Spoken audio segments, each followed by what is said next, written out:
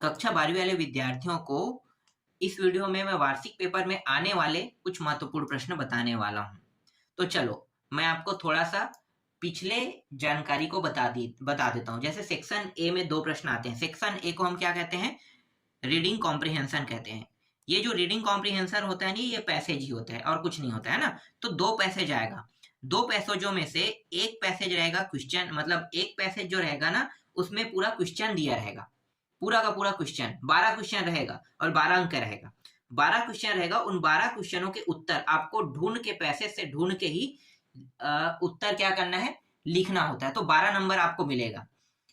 और दूसरा जो रहेगा ना, ये भी पैसेज रहेगा, लेकिन इसमें आपको टाइटल बताना है, नोट्स मेकिंग करना है।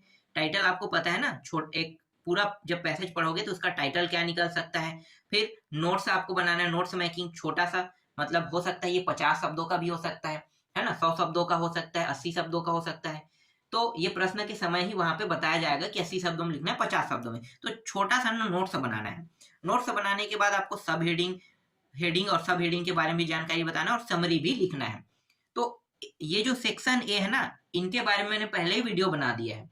और अगर आपको इनके वीडियो को देखना है तो इस वीडियो के डिस्क्रिप्शन बॉक्स में और मैं कमेंट में पिंक लिंक कर दूंगा।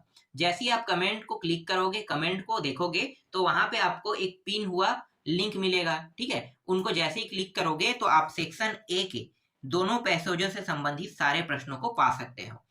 कैसे प्रश्नों को बनाया जाता है, कैसे समरी निकाला जाता है, कैसे सब हेडिंग निकाला जाता है, कैसे टाइटल निकाला जाता है, कैसे जैसे 12 प्रश्न है उनका उत्तर कैसे दिया जाता है ना, इन सब के बारे में जानकारी और इनसे संबंधित प्रश्न ही है पूरा। उन प्रश्नों को जब देखोगे तो आपको पूरा का पूरा समझ में आ जाएगा। और एक चीज मैं बता देता हूँ, मैं जो आपको बता रहा हूँ वो बहुत ही महत्वपूर्ण है, बहुत ही इंपॉर्टेंट है। जब आप इनको देखोगे तो आप समझ जाओगे कि इन प्रश्नों को बनाया कैसे जाता है, कैसे उत्तर निकाला जाता है, और आसानी से, बहुत ही आसानी से आप ये 12 और 8 20 नंबर पा सकते हो, बहुत ही आसानी से। मैं जो बता रहा हूं उसके हिसाब से आपको चलना है और आपको अच्छे नंबर मिलना बिल्कुल तय ही है। ये सबसे हार्ड सब्जेक्ट है, सबसे हार्ड सब्जेक्ट अंग्रेजी। क्यों? क्योंकि अंग्रेजी हमें नहीं आता है। आप लोगों को पता होगा ना, आप लोगों को अंग्रेजी इतना अच्छे से नहीं आता है कि आप आसानी से इनको सिर्फ एक बार पढ़ो और आपको समझ में आ जाए। आपको रटना ही पड़ता है ना, तो आपको समझना बहुत इंपॉर्टेंट है। समझोगे तभी उन प्रश्नों को बना पाओगे। इसीलिए सेक्शन ए के जो प्रश्न है, जो रीडिंग कॉम्प्रिहेंशन है, जो 2 पैसेज आएगा, इनको अच्छे से समझना है। तो आपको जो मैं प्लेलिस्ट के द्वारा जो लिंक दे रहा हूं, जो डिस्क्रिप्शन बॉक्स में रहेगा और कमेंट में लिंक पिन कर दूंगा, उनको आप लोग अच्छे से देखना। ठीक है, अब इस वीडियो में सेक्शन बी के प्रश्नों को बताऊंगा। सेक्शन बी के प्रश्न में आपको देखने को मिलेगा, मैं यहाँ पे थोड़ा सा बता देता हूँ, उनके बाद प्रश्न आपको दिखाऊंगा, क्योंकि सेक्शन ए का पहले ही मैंने वीडियो बना दिया है। सेक्शन बी के बारे में मैंने आपको लोगों को नहीं बताया ना। तो सेक्शन बी में आपको देखने को मिलेगा नोटिस। ठीक है, नोटिस, और अथवा करके भी आता है ना, नोटिस। तो नोटिस आपको देखने को मिलेगा और नोटिस के साथ आपको एक एडवर्टाइजमेंट देखने को मिलेगा। नोटिस और एडवर्टाइजमेंट, तो नोटिस या एडवर्टाइजमेंट, इन दोनों में से एक को आपको बनाना है। ठीक है, नोटिस या एडवर्टाइजमेंट। दूसरा आपका रहेगा लेटर। लेटर, जो लेटर 2 प्रकार के रहते हैं, एक होता है फॉर्मल लेटर और एक होता है इनफॉर्मल लेटर। ठीक है, और करके दे देते हैं, इनफॉर्मल लेटर। देखो फॉर्मल लेटर क्या होता है, जैसे आप अपने प्रिंसिपल को लिखते हो ना, ये फॉर्मल लेटर है। ठीक है, फॉर्मल लेटर का मतलब है जैसे आप अपने प्रिंसिपल को लिखते हो, ये फॉर्मल लेटर है। जैसे आप कलेक्टर को लिखते हो, फॉर्मल लेटर है। जज को लिखते हो, फॉर्मल लेटर है। किसी सचिव को लिखते हो, फॉर्मल लेटर है ना, ये सब फॉर्मल लेटर। इनफॉर्मल लेटर क्या होता है?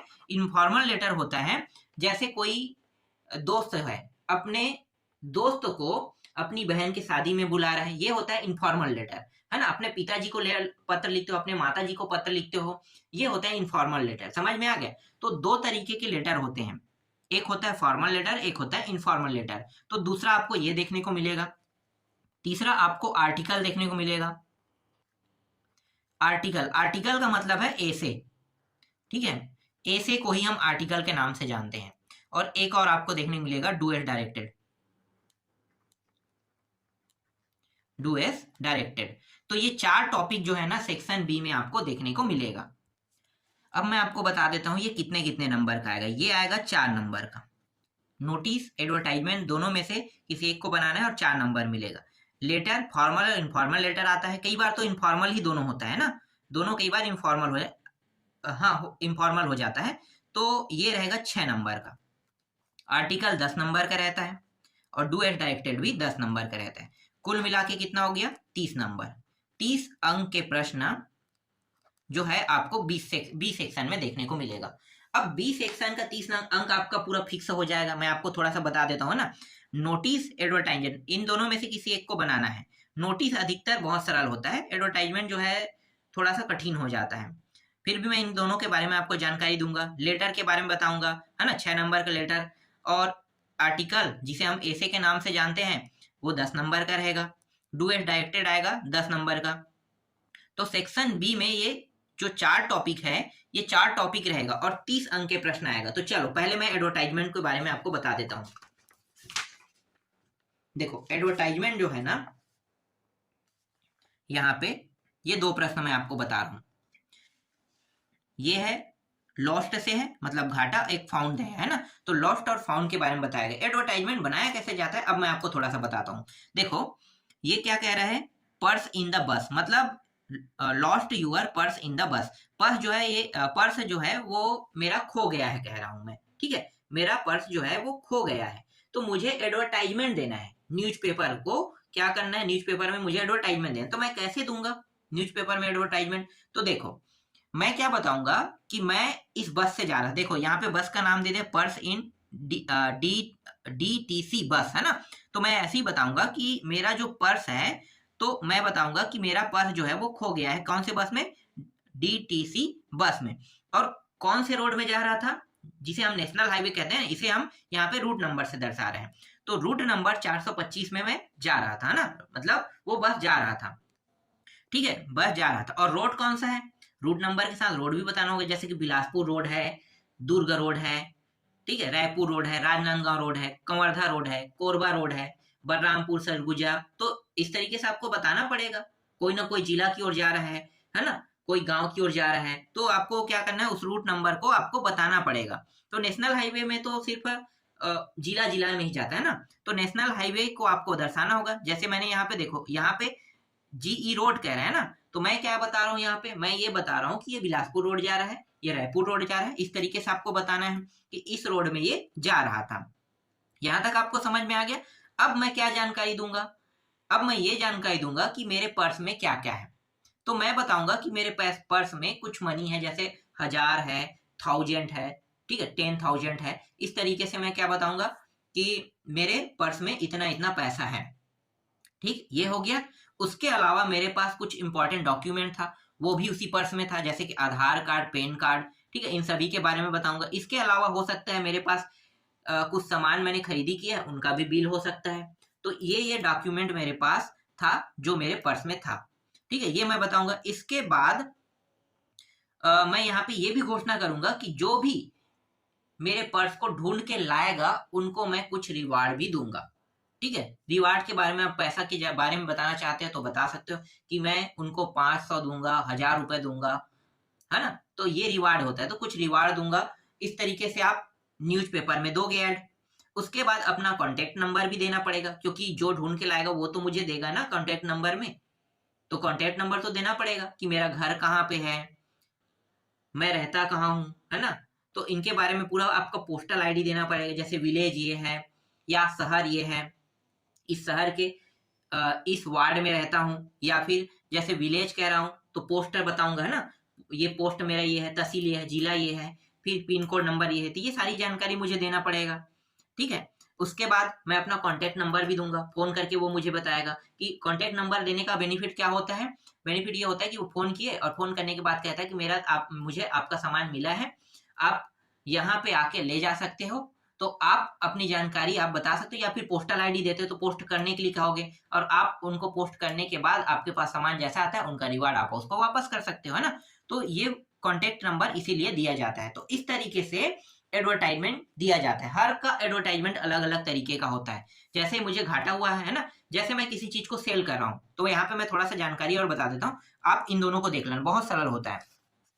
जैसे कि यहाँ पे देखो सेल और परचेस, किसी चीज को बेचना या खरीदने से संबंधित है। तो मैं आपको यहाँ पे बता सकता हूँ कि जैसे सेल से संबंधित आ गया, मुझे किसी चीज को बेचने के लिए कह रहा है, तो यहाँ पे फ्लैट के बारे में बताया गया है ना, तो मैं फ्लैट बेच रहा हूँ, फ्लैट 3 BHK फ्लैट को मैं बेच रहा हूँ, तो इसके बारे में मुझे पूरी जानकारी देना होगा कि उनका ग्राउंड फ्लोर कैसा है ना, ग्राउंड फ्लोर कैसा है, उसमें कितने ग्राउंड फ्लोर है, उसमें कार रखने की जगह है कि नहीं, और आगे में गार्डन है कि नहीं, है ना, गार्डन है ये भी मैं बताऊंगा, कितना स्पेस है इनके बारे में भी जानकारी दूंगा, ये किस जगह में ये भी मैं बताऊंगा। समझ में आ रहा है, किस जगह में, किस जिले में है। हो सकता है कोई बाहर का आकर यहाँ पे बसने वाला है, किसी बाहरी सिटी से आकर इस सिटी में बसने वाला है, तो मुझे बताना पड़ेगा ना पूरा एड्रेस उड्रेस हर चीजों को। ठीक, उसमें स्विमिंग पूल है कि नहीं, गार्डन है कि नहीं, भगवान जैसे टेम्पल मंदिर होता है ना, तो वो है कि नहीं, नहीं है तो कोई कुछ कहेंगे कि यार यहाँ पे बनाने के बाद दो और इतने पैसे में दो, कहता है ना, तो आप बना के भी बता दे सकते हो उसको। तो आप हर एक चीज को बताओगे कि ये इतना इतना है, ऐसा है। अगर आपको इसको खरीदना है इस फ्लैट को, तो आप क्या करोगे, अपना पूरा एड्रेस दोगे, जैसे इससे पहले वाले लॉस्ट वाला प्रश्न था ना, उसमें दिए थे ना, वैसे ही आपको देना है और कॉन्टेक्ट नंबर देना है। तो इस प्रकार से एडवर्टाइजमेंट दिया जाता है। समझ में आ गया एडवर्टाइजमेंट वाला प्रश्न कैसे बनाना है? मैंने आपको पूरा हिंदी में बताया ना, और ये पूरी जानकारी आपको इसी तरीके समझना है और आपको अंग्रेजी में लिखना है। अंग्रेजी में मैं आपको बताता तो आपको समझ में नहीं आता, इसलिए कैसे कैसे एडवर्टाइजमेंट को बनाया जाता है ये जानकारी मैंने दे दिया, और 2 प्रश्न मैंने इंपॉर्टेंट के तौर पे दे दिया है, और एक मैंने सेल और परचेस से भी संबंधित मैंने प्रश्न बता दिए। दोनों प्रश्न देख लेना, इंपॉर्टेंट है। ठीक है, अगर इन प्रश्नों को नहीं बनाना चाहते हो, इसके जगह आप नोटिस याद करना चाहते हो, तो नोटिस भी याद कर लेना। ठीक है, ये तो अथवा प्रश्न है ना, नोटिस तो फिक्स है, आएगा ही आएगा, और एडवर्टाइजमेंट भी आएगा। तो अगर आप इसको नहीं बनाना चाहते हैं तो नोटिस याद कर लेना। ठीक है, तो नोटिस में देखो ये इंपॉर्टेंट नोटिस है। ये नोटिस क्या है, फाउंड अ वृष्ट वैच, मतलब क्या है, वृष्ट वैच है ना, तो ये प्रश्न इंपॉर्टेंट है, इसको अच्छे समझ जाना। ठीक है, ये एक मिनट, ये वृष्ट नहीं है, रिस्ट है, और ये वैच नहीं है, वॉच है। ठीक है, रिस्ट वॉच के बारे में है, तो रिस्ट वॉच से संबंधित प्रश्न है, नोटिस बनाने के लिए कहेगा। ठीक है, इनको याद कर सकते हो। इसके अलावा मैं आपको कल्चर इवेंट का देता हूँ। कल्चर इवेंट का सबसे सरल लगता है मुझे, सबसे सरल कल्चर इवेंट का। कल्चर इवेंट इसलिए सरल लगता है क्योंकि इसका नोटिस जो है ना बहुत सरल लगता है, सरल है। मैं आपको देखो समझाता हूँ, एक तो नोटिस मैं आपको समझाऊंगा ही समझाऊंगा। देखो कैसे बनाया जाता है कल्चर इवेंट के, तो आपको अपने स्कूल का नाम ऊपर में लिख देना है। ठीक है, इसके बाद नोटिस लिखना है, फिर इंटर हाउस सिंगिंग कंपटीशन, तो यहाँ पे सिंगिंग कंपटीशन दिया है। हो सकता है इस इवेंट की जगह में कुछ अदर इवेंट भी डाल सकते हो। ठीक है, आप फेस्टिवल में 15 अगस्त के फेस्टिवल में होने वाले प्रोग्राम को बता सकते हो, 26 जनवरी में होने वाले प्रोग्राम को बता सकते हो, है ना। तो ये इवेंट जो है ना, इवेंट कई प्रकार के होते हैं। अब एक मान लो इवेंट से कोई भी प्रश्न आ जाए, तो बस यहाँ पे आपको नाम चेंज करना है, इवेंट का नाम। बाकी स्कूल का नाम आप जो दिया रहेगा प्रश्न में वही लेना है ना, और यहाँ पे जो इवेंट का नाम दिया रहेगा जो प्रश्न में, वही इवेंट का नाम लेना है। लेकिन इवेंट सबसे सरल होता है। कैसे, देखो जब भी आप इवेंट के लिए नोटिस लगाओगे तो क्या क्या बताओगे आप ये तो बताओगे ना कि ये नोटिस इस तारीख में होने वाला है, बिल्कुल बताओगे, है ना। ये जो इवेंट है इस तारीख में होने वाले हैं, और इस इवेंट में जो पार्टिसिपेंट करने वाले हैं वो इस तारीख से लेकर इस तारीख तक अपना नाम दे सकते हैं। अगर किसी को अपना नाम वापस लेना है ना, या किसी का नाम छूट गया है तो अपना नाम देना है, तो इसके लिए आप एक्स्ट्रा डेट दोगे। ठीक है, 3 दिन का आपको और समय दिया जा रहा है। अगर इसके बाद आप इवेंट में भाग लेना चाहते हैं, है ना, ये या अपना नाम वापस लेना चाहते हैं, तो ये नहीं हो सकता क्योंकि आपने एक्स्ट्रा टाइम दे दिया है। तो बस इतना ही इसमें लिखना है, ज्यादा कुछ नहीं करना है। और ये इवेंट किसके बारे में था, सिंगिंग कंपटीशन के बारे में। तो ये आपको थोड़ा सा बताना है कि ये इवेंट सिंगिंग कंपटीशन संबंधित है। जिनको भी इस इवेंट में पार्टिसिपेट करना है वो इस डेट से इस डेट अपना नाम दे सकते हैं। इसके अलावा नाम को बाहर लेने के लिए और नाम को आप जोड़ देने के लिए जो भूल गए हैं, है ना, जो छूट गए हैं, तो इस डेट तक के दे सकते हैं।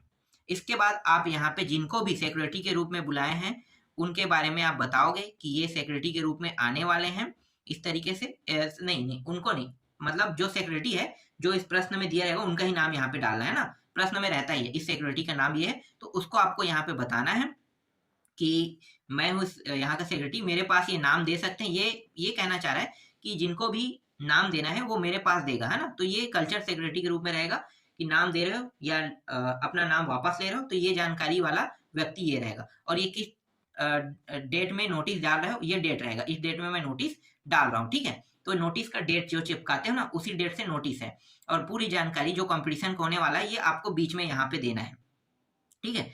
कब से कब तक रहेगा वो सारी जानकारी देना। तो इस तरीके से ना कंपटीशन मतलब कल्चर कंपटीशन का जो नोटिस होता है ये इस तरीके से बनाया जाता है, बहुत सरल होता है, समझ में आ गया। अब एक और नोटिस दे रहा हूं मैं यहाँ पे, ये सारे इंपॉर्टेंट है नोटिस, आप लोग देखना बहुत सरल होता है। देखो क्विज कंपटीशन, ये भी कंपटीशन संबंधित है। देखो कंपटीशन से कोई भी हो, जैसे मैंने अभी आपको समझाया सेम टू सेम ये भी वही रहेगा, अलग नहीं रहेगा, है ना, अलग नहीं रहेगा, सेम टू सेम रहेगा। तो ये भी हो गया नोटिस। और इसके अलावा एक और नोटिस दे रहा हूँ, 4 नोटिस दे रहा हूँ, आपको समझ में आ गया। देखो कल्चर फोरम के बारे में है ना, तो कल्चर फोरम से संबंधित नोटिस है, इनको भी देख लेना। कल्चर ये है ना कल्चर फोरम, तो ये पूरा नोटिस एक जैसा रहता है, अलग नहीं रहता है। हाँ समय भी बता सकते हो, मैं इससे पहले वाले में समय भूल गया था, तो ये समय इस टाइम से शुरू होगा। अब खत्म होने का टाइम तो भाई पार्टिसिपेंट के ऊपर डिपेंड करता है ना, तो आप समय भी बता सकते हो कि इस समय में शुरू होगा। तो इस तरीके से नोटिस जो है वो बनाया जाता है। मैंने थोड़ा सा आपको समझाया, समझ में आ गया होगा, इंपॉर्टेंट नोटिस है। अब इसके बाद हम लोग देखने वाले हैं लेटर, ठीक है। अभी मैं आपको दिखाने वाला हूं इनफॉर्मल लेटर। देखो नोटिस आपका पूरा कंप्लीट हो गया, 4 नंबर के जो प्रश्न इंपॉर्टेंट है वो मैंने आपको बता दिया। अब हम लोग लेटर देख रहे हैं। तो लेटर में 2 प्रकार के लेटर होता है, एक इनफॉर्मल लेटर, एक फॉर्मल लेटर, है ना। तो मैं पहले आपको इनफॉर्मल लेटर बताने वाला हूं। देखो इनफॉर्मल लेटर ये जैसे कि ये क्या कह रहा है, यूआर सिस्टर, मतलब इनवाइट कर रहे हो अपने दोस्त को अपने बहन की शादी में, है ना। तो इस तरीके से आपको क्या करना है, लेटर लिखना है। बहुत सरल होता है, आप लोग एक बार पढ़ना, याद हो जाएगा।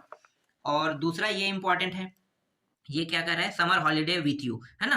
तो अपने दोस्तों को हॉलीडे में छुट्टी में जाने के लिए भी इनवाइट करो, ये सेम टू सेम है, मैरिज वाला जैसा है। बस आपको मैरिज की जगह में क्या करना है, आपको बताना है कि हम लोग हॉलीडे में जाएंगे, कैसे जाएंगे इनके बारे में बताना है, ठीक है। कितने लोग जाएंगे ये है, सेम टू सेम रहता है। तो थोड़ा सा चेंजेस बस हुआ रहता है, बस नाम हटा दो मैरिज वाले को, बस यहाँ पे क्या करना है, हॉलीडे डाल दो, ऐसा ही कुछ। और एक है ये, अपने दोस्तों को बता रहे हो कि नीट एग्जामिनेशन के बारे में, है ना। यहाँ पे ये पूरा एड्रेस उड्रेस लिखा जाता है, ये एड्रेस जो है ना ये यहाँ पे लिखा जाता है। देखो इन सभी प्रश्नों में जो गलती हुआ है इनको आपको क्या करना है, सुधार लेना है कि ये यहाँ पे होता है। ये जो एड्रेस नंबर है ना, ये रायपुर और ये सब चीज जैसे लिखा है ये यहाँ पे होगा, ठीक है, राइट हैंड साइड में। ये डीआर से शुरू होगा, ये सही है, ठीक है, इसकी स्थिति जो है ये अब सही है, ये यहाँ पे रहेगा, ठीक है। हर प्रश्न में देखो यहाँ पे लिख दिया गया है, तो ये यहाँ पे ही होना चाहिए, ये चीज आपको ध्यान देना है। 3 हो गया, और ये 3 काफी है। इसके अलावा अगर आप एक्स्ट्रा देखना चाहते हैं तो मैं आपको और बता देता हूँ, और भी प्रश्न आए हुए थे एग्जाम में। जैसे कि देखो ये है फॉर्मल लेटर, एक प्रश्न फॉर्मल लेटर, देखो कलेक्टर को ये लिख रहा है और लाउड स्पीकर से संबंधित है। तो ये 10वीं क्लास में आप लोगों ने पढ़ा भी होगा, है ना, लाउड स्पीकर वाला। तो देख सकते हो लाउड स्पीकर से संबंधित प्रश्न है, और ये फॉर्मल लेटर है, ठीक है। ये 2 के बाद ये द जो है ये यहाँ से लिखा जाता है, द को यहाँ से नहीं, ये गलत है ना।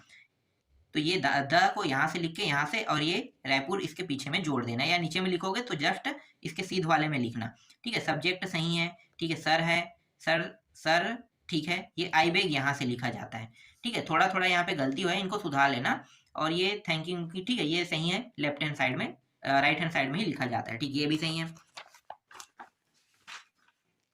इसके अलावा एक और देख लो, ये रहा, ये प्रश्न भी इंपॉर्टेंट है, ठीक है। ये किसी सन में आया इसलिए इंपॉर्टेंट मैं दे रहा हूँ, अभी तक रिपीट तो नहीं हुआ है प्रश्न, लेकिन इस साल बहुत ज्यादा चांस है कि प्रश्न रिपीट होने के, इसलिए इनको देख लेना, ठीक है। ये प्रश्न रिपीट हुआ है, ये सैनिटरी वाला जो है ना ये रिपीट हुआ है, ये 2023 में भी आया है, ठीक है, तीनों सेट में आया है, ए बी सी तीनों में आया है, 2023 में आया हुआ है। तो ये प्रश्न रिपीट हुआ था, तो इसके आने के चांसेस अब नहीं के बदल, क्योंकि ये रिपीट हो चुका है, इसका मतलब ये प्रश्न नहीं आएगा, है ना। ये प्रश्न रिपीट हो चुका है, तो इस प्रश्न को अब पढ़ने की आवश्यकता नहीं है। और है क्या कोई प्रश्न? हाँ एक प्रश्न और है, देखो ये प्रश्न अभी तक नहीं आया है तो इसके आने के चांसेस ज्यादा रहेगा। ये कौन सा प्रश्न है भाई, देख लेते हैं प्लीज, एडिटर, हाँ, न्यूज़पेपर से संबंधित है ना। तो ये एड्रेस को मैंने बताया था कहाँ पे लिखना है, ये सारे यहाँ पे आएगा, ठीक है, ये यहाँ पे आ जाएगा, ये सारे एड्रेस आपको ये पूरा यहाँ तक लिखना है। फिर ये द एडिटर जो है ना यहीं से लिखना है फिर, ठीक है। ये जो 1 2 3 टॉपिक है ये लेफ्ट राइट हैंड साइड में रहेगा, बाकी द एडिटर वाला है, द नेशन, ठीक है, ये पूरा ये लेफ्ट हैंड साइड में ही रहेगा, ये पूरी जानकारी। इसके बाद सब्जेक्ट रहेगा, फिर ये पूरा जानकारी आपको लिखना है, ठीक है, इस तरीके से। ये 6 नंबर का रहेगा। तो ये प्रश्न इंपॉर्टेंट है, देख लो। तो आपका ये नोटिस भी हो गया कंप्लीट, लेटर भी हो गया। अब आर्टिकल मैं बता देता हूँ। आर्टिकल में कौन कौन सा इंपॉर्टेंट है। आर्टिकल मतलब आपका ऐसे, है ना। तो ऐसे में 2000 ये आया था, 2023 में आया था, 2023 में आया था।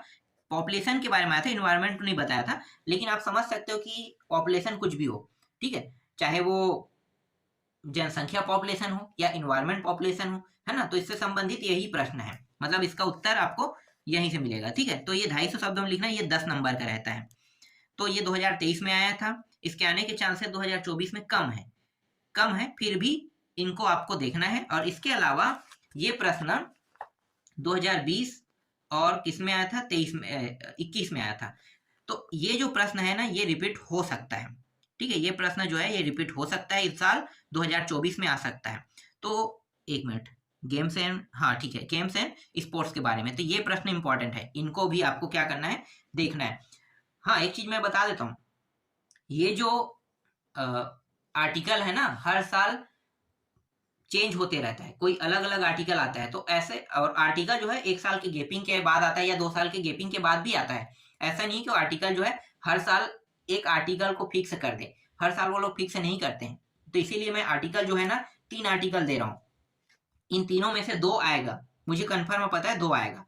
एक मैं आपको दे रहा हूँ प्रेस के बारे में, प्रेस मतलब न्यूज़पेपर, ठीक है, न्यूज प्रेस, चलो प्रेस में लिख लेता हूँ, प्रेस, इसी को हम दूसरे नाम से जानते हैं, न्यूज़पेपर के बारे में जानते हैं ना, मीडिया के बारे में भी जानते हैं। प्रेस हो गया, ये मीडिया ही है, न्यूज़पेपर है। तो प्रेस, मीडिया, न्यूज़पेपर, अगर ये तीनों में से किसी एक नाम से आता है तो आप लोग समझ जाना कि ये एक ही है। और मेरे पास इसका उत्तर नहीं है, आप लोग देख लेना, ठीक है। इससे संबंधित मैं एक और दे रहा हूँ, तो 3 यहाँ पे मैं आर्टिकल दे रहा हूँ, इन तीनों में से 2 आएगा। ये 3 आर्टिकल है, इन तीनों में से 2 आर्टिकल आएगा ही आएगा। तो ये आर्टिकल हो गया, तो 10 नंबर भी यहाँ से आपका फिक्स हो गया, समझो ये आर्टिकल। अब ये जो डू एज डायरेक्टेड है इसको मैं आपको ढूंढ के दूंगा कि डू एज डायरेक्टेड को बनाया कैसे जाता है, कौन कौन से इंपॉर्टेंट है ना। तो इनके बारे में जानकारी आपको नेक्स्ट वीडियो में मिलेगा।